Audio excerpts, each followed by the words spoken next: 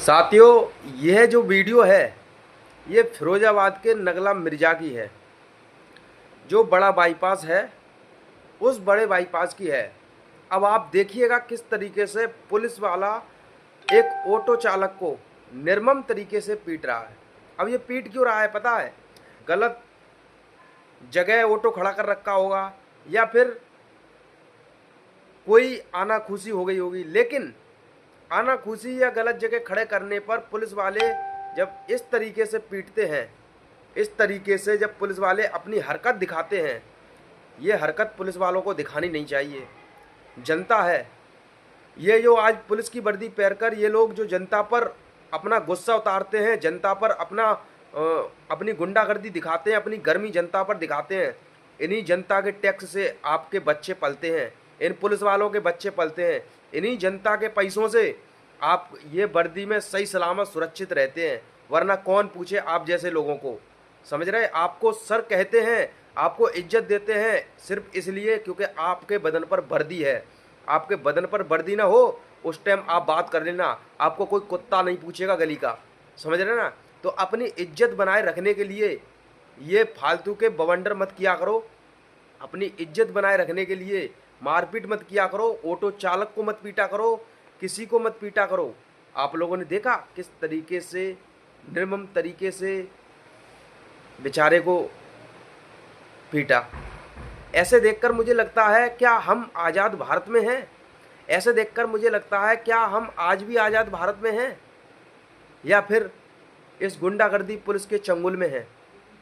ऐसे न जाने कितने कोई अपराध कर देता है, अपराधियों को छोड़कर ये लोग बेकसूरों को जेल भेज देते हैं।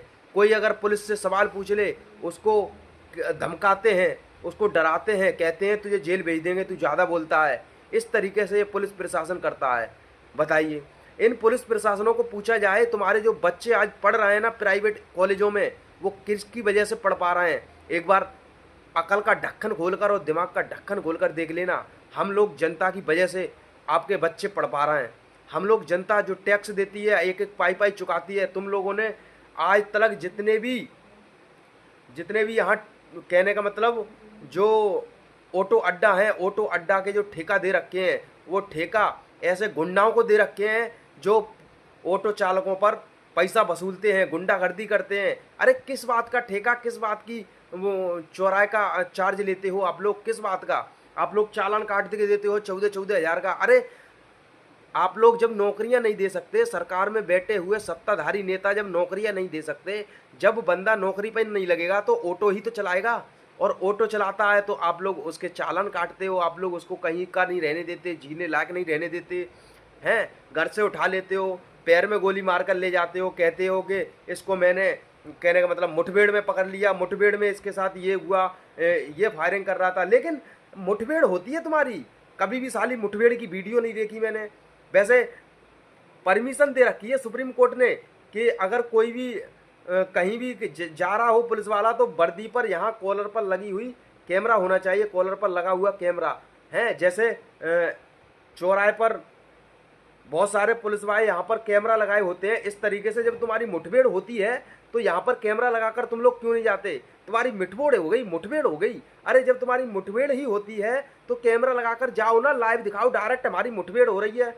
नहीं, क्योंकि तुम लोग उस बंदे को घर से उठाकर लेके आते हो, बहला फुसलाकर फोन करके बुलाते हो, चूतिया बनाकर जनता को बुलाते हो, उसके घर वालों को चूतिया बनाकर, उसको चूतिया बनाकर, उसके यार दोस्तों को कॉल करके चूतिया बनवाते हो और उसे बुलाते हो और उसे पकड़कर फिर गोली मार देते हो पैर में, फिर कहते हो मुठभेड़ हो गई। अरे तुम जैसा नामर्द आदमी मैंने नहीं देखा जो 8-10 लोगों को की भीड़ में इकट्ठा होकर और उसे पकड़कर और उसे गोली जबरदस्ती मारकर, 8-10 लोग पकड़कर उसे गोली मारते हैं और फिर बाद में बड़े बड़े टेलीविज़न और अखबारों में खबर चलवाते हो कि मुठभेड़ हो गई। तुम्हारी औकात है मुठभेड़ करने की? बताइए। तुम लोग जो जनता पर जुल्म कर रहे हो इसका पाई पाई का हिसाब सत्ता चेंज होने के बाद आपको समझ में आ जाएगा। जिस तरीके से आप जनता के साथ बर्बरता कर रहे हो ये बर्बरता ठीक नहीं है। प्यार मोहब्बत से सुलझ जाओ। अरे हम लोग क्या मांगते हैं आप लोगों से? चैन की नींद, चैन का आराम। आराम की ज़िंदगी, आज़ाद भारत में रहने के लिए आज़ाद तरीके से रहना, यही तो मांगते हैं। लेकिन तुम लोग क्या करते हो? सत्ताधारी नेताओं के दबाव में आकर गुंडागर्दी करते हो, फर्जी केस लगाते हो, फर्जी मुकदमा दर्ज करते हो। किसी ने कोई गुनाह नहीं किया हो तो उसके ऊपर 3-3, 4-4, 5-5 मुकदमा ठोक देते हो, वो बेचारा जेल से न निकल पाए। अरे जब आप लोग उसके ऊपर 5-5, 6-6 मुकदमे ठोक दोगे, ज़बरदस्ती फर्जी केस लगा दोगे, तो वो गुंडा ही तो बनेगा।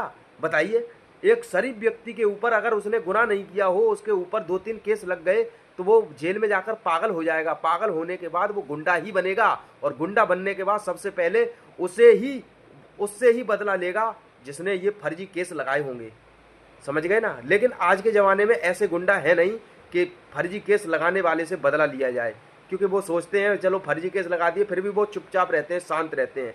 लेकिन तुम लोग उस फर्जी केस लगाने के बाद भी उसे ढूंढते हो, और ढूंढने के बाद उसको पे कहीं तमंचा, कहीं कट्टा लगाकर उसे फिर जैसे जेल भेज देते हो। उसको पता है कितनी गुस्सा आती होगी, उसको इतनी गुस्सा आती होगी, बस तुम्हारी वर्दी से डरते हैं वो। तुम्हारे बदन पर जो लगी हुई वर्दी और सितारे, और जो तुम्हारा लगा हुआ शेर का कैप, बस इससे डरते हैं। मिल लेना कभी सिविल ड्रेस में, तुमसे घंटा भी नहीं डरते वो। लेकिन तुम लोग जनता के साथ क्या करते हो, वो तुम्हारी औकात बता रही है। दारू पीकर तुम लोग ऑटो चालकों को पीटते हो, दारू पीकर तुम लोग 100-100 रुपये ऑटो वालों पे से मांगते हो। अरे तुम लोग ऑटो में बैठ के जाते हो, ऑटो उसके किराए का पैसा तक नहीं देते। अरे तुम लोगों को जब तनख्वाह मिलती है, सैलरी मिलती है, तो काय की मिलती है? हैं? आम जनता की रक्षा के लिए मिलती है सैलरी, या आम जनता को लूटने के लिए मिलती है? अरे शर्म आनी चाहिए। तुम्हारे बच्चे लंगड़े लूड़े पैदा होंगे साले हो। तुम जिस तरीके से जनता के ऊपर जुल्म शोषण करते हो, तुम्हारे बच्चे लंगड़े लूड़े पैदा होंगे, काने भेड़े पैदा होंगे। ध्यान रख लेना। तुम लोग जितना जनता को सता रहे हो, उसका हिसाब वहां भी होता है, इस बात का ध्यान रख लेना। प्राकृतिक रूपी परमात्मा भी उसका हिसाब करता है। तुम लोग कितना जनता को सताओगे, कितना सताओगे? सत्ताधारी नेताओं के दबाव में आकर जनता के साथ ये गुनाह करना बंद कर दीजिए। हम हाथ जोड़कर समझा रहे हैं आप लोगों से, पुलिस प्रशासन बंद कर दीजिए। आप लोग रिश्वत लेना बंद कर दीजिए, आप लोग जनता को सताना बंद कर दीजिए।